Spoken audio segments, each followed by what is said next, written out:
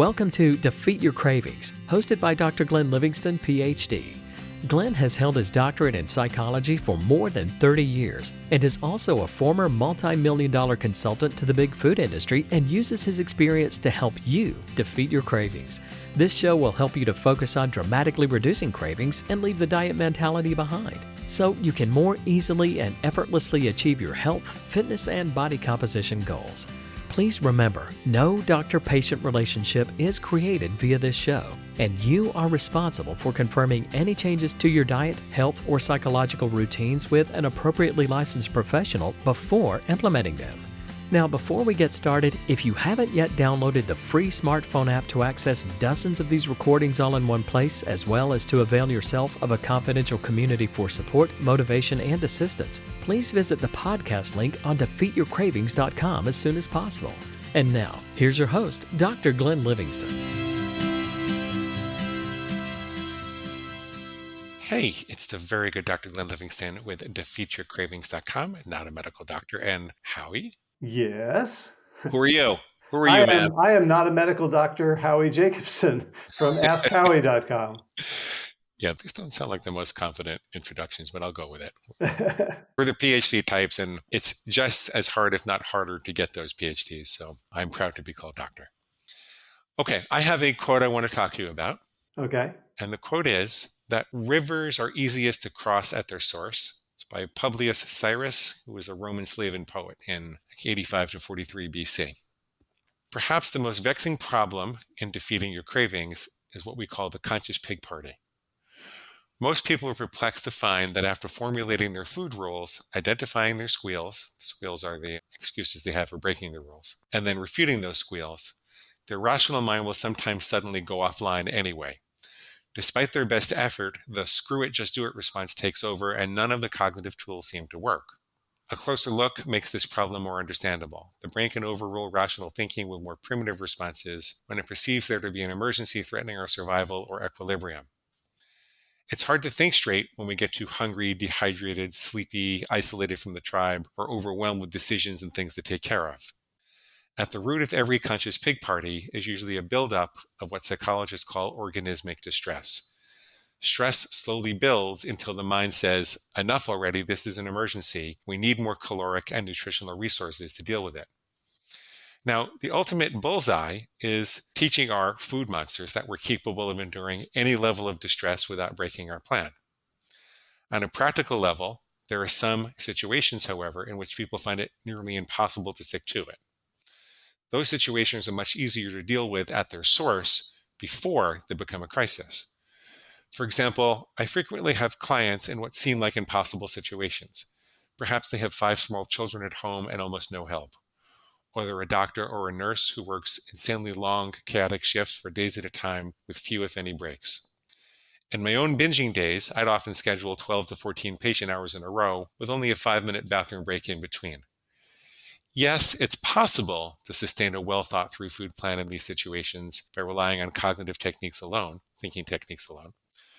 But it's possible in the same way that it's possible to squat 300 pounds at the gym without months or even years of practice.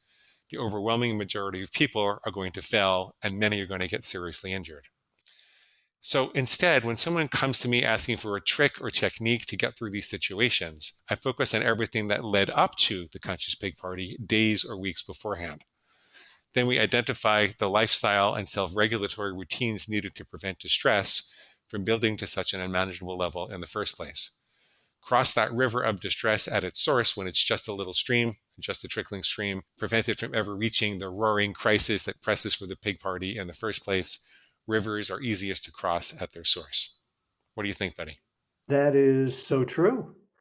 It's so true that I'm almost looking at what is there in our culture that wants to argue against it, right? Because the pig definitely wants you to not realize this, right? It's almost like, oh, when there's a crisis, I get what I want. Yes, exactly. I was just reading about attachment theory. In psychology, one of the forms of a distressed attachment is when the parent is so unqualified or under-resourced that the child or the baby, the only way they can get positive attention is by tantrum or crisis or hurting themselves. Like the parent is not trying to be bad, but is just unable to focus unless the situation's dire. And it's almost like the pig is following that paradigm.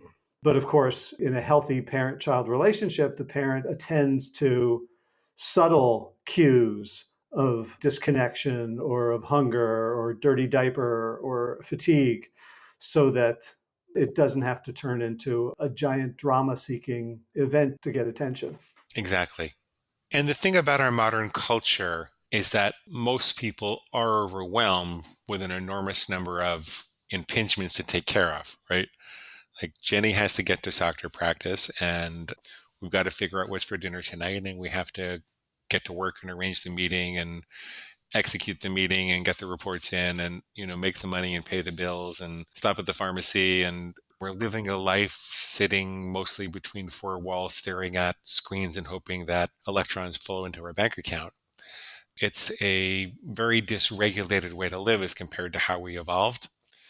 And so it's easy to say, well, hey, just take care of yourself. But on a practical basis, it's a monumental task to figure out how to make that time and implement the routines. And, sometimes I have trouble just getting people to count to 3 before they eat. I tell people, let's just start. You don't have time for this. You don't have time for that. What if you take a breath and go 1, 2, 3 before you eat anything at all at any time of the day? Let's just change the paradigm. Let's just insert a pause and get used to that. And the brain says, no, we have to automate the acquisition of calories. You don't understand. It has to happen quickly, and we don't have time to take a pause. And the truth is you don't have time not to. You really can't afford not to, because that pause will help you to regain control. And when you don't have control over your eating, you're losing a tremendous amount of time and energy to digestion and dragging around too much weight and all types of metabolic problems and medical disorders. But it doesn't feel like that at the moment. Every bone in your body says, just hand over the chocolate or nobody gets hurt, and you don't understand, I need this now. I usually have people start with the smallest of interventions and then try to build that pause muscle from there. I like that. The other thing it reminds me is, like, in our society, this idea, you want people to develop their cognitive ability to withstand anything, right? As you said. And yet I think that's been valorized to a degree where stoicism run amok. You should be able to bench 300 pounds through mindset and willpower alone. The way I like to work with people on that is, assuming they don't have a gambling problem, is to ask them, if they wanted to bet on themselves, like to succeed, what would they do to increase the odds? Like, this is like going to be a painful bet. Losing would be really painful. What would they do so that they could bet with confidence? And then they usually start coming up with the things you're talking about. Mm-hmm. Like, would you bet on yourself if you were hungry or fed? Would you bet on yourself if you were stressed out or you gave yourself time to relax? Would you bet on yourself if you had a meal in the fridge or if you had to go shopping and cook? That's a really good insight. That makes sense. And the truth is, when I look at my own work and how I've pushed things forward in my life, the big projects happen in small surges, right? So it's not like I'm tethered to the computer screen for 15 hours straight and I don't take a bathroom break or a food break or a break to go outside. There are usually these 30 to 90-minute bursts of activity where most of the key insights and work execution occurs. And it's hard to remember that. You feel like you need every moment of work energy that you can get to move things forward. But really, half to 2/3 of the time of my time during that workday is really spent in preparing for the productive sessions and nurturing my ability to get through those 90 minutes rather than slave driving myself all day long. So it's hard to remember. It feels very different.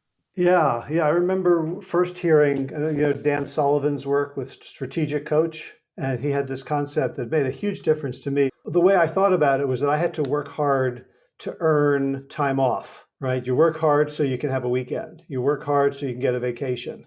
You work really hard, build a business and sell it so you can retire early and comfortably. And he turned that on its head, especially if you want to be a thought leader, a knowledge worker, whatever we are, that you have to earn your work time. And that's by taking care of yourself, by taking time, by recharging, by having buffer days, by having relaxation days, by going on dates with yourself where you go to a museum or sit by a fountain or a river. That you have to earn the right to do good work. Yeah. I think that this quote also really resonates with me because I'm a hiker. At least I used to be. I used to go a lot in my 40s. And I've followed rivers from their raging in the valley to the tiniest of trickles as you get upstream. And there have been times when I've had to get across a river and I said, well, I can't do it here, but I could do it upstream. It's one of those laws of nature that it's hard to go against. Also, the water tastes better up higher. Yeah. There's less pee in it, probably. Much less pee in it. I got to the point that I just would not drink water from the stream. I would carry the water with me. There are Giardia and some other, is that how you pronounce it? There's some other pathogens in. Just because it looks clean doesn't mean it is clean. Right. And please pee at least 50 yards away from the stream while we're talking about that. So I had a big argument with my dad about that. I said, Dad, you got to go over there. All right. Well, thank you, Howie. Is there anything else you want to say about this? No, but I think just the visual of seeing the roaring Mississippi pouring into the Delta versus up in, I don't know, Wisconsin, where the first trickles occur, it can apply to a lot of life. I've heard the expression, kill the monster while it's small, or maybe, befriend the monster before. You don't necessarily have to traverse tremendous distances to get to the place where it is small. Often what's happened with food is that people skipped a meal, or they just didn't plan a 15-minute break where they could take a breath, or they didn't pre-plan what they were going to eat during the week so they wouldn't have the stress of making those decisions in the middle of everything else. It doesn't always mean that you have to revamp your whole life and live as an entirely different person. It sometimes just means taking 5 or 10 minutes to think through what led up to the Conscious Pig party and how you're going to prevent that next time. And it can often be something that happened within the past 24 hours. It doesn't have to be within weeks or days or weeks or months or years. Sometimes it is bigger things, but usually a little effort goes a long way. Yeah, there's always, the spring at which it's a trickle, but even a place where you can ford. Yeah, oh, exactly, right. Sometimes you just walk upstream a little bit. Right, and every time you get closer, you can start there. If you can stop yourself 10 minutes before it becomes a crisis, you practice that becomes your new default point for intervention, and then you can do the same process again and say, what's a little bit upstream of this? Yes, exactly. Exactly, that's really smart. All right, buddy, thank you. A pleasure. And that brings us to the end of today's broadcast of Defeat Your Cravings, hosted by Dr. Glenn Livingston. Now, if you'd like to find out more about the products and services Dr. Glenn offers to help you dramatically reduce your cravings and stop overeating in 90 days or less, please visit defeatyourcravingscoaching.com. That's defeatyourcravingscoaching.com. Thanks.